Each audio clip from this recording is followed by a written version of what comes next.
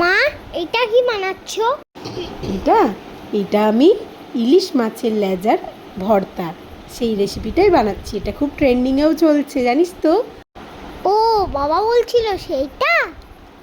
হ্যাঁ রে, তোর বাবার খুব পছন্দ। আমাকে অনেক দিন ধরেই বলছিল ইলিশ মাছের লেজার ভর্তা বানিয়ে দাও। উম, তাই আর কি সেই রেসিপি ট্রাই করছি আজকে। তুই তো দেখলি, প্রথমে একটা পেঁয়াজকে কুচি করে নিয়েছিলাম, তারপরে শুকনো লঙ্কা রসুনটাকে ভেজে নিয়েছি, তারপরে হাতে কাটা যেন না ফোটে এই জন্য আমি স্ম্যাশ করে নিই হামবড় দিয়ে। এবার পেঁয়াজ, রসুন, শুকনো লঙ্কা মেখে নিচ্ছ?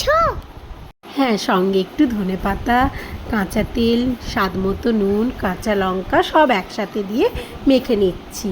আর একটু ডেকোরেশনের জন্য আমি কাগজি লেবু রেখে দিয়েছি, ইচ্ছে হলে ওটা দিয়ে খাওয়া যাবে। এবারে কি লাঞ্চের থালাটা সাজিয়ে নিচ্ছ? হ্যাঁ, এবারে লাঞ্চের থালাটা সাজিয়ে নিচ্ছি। দেখি তোর বাবার কেমন লেগেছে। বাবা তো বলছিল দারুণ হয়েছে।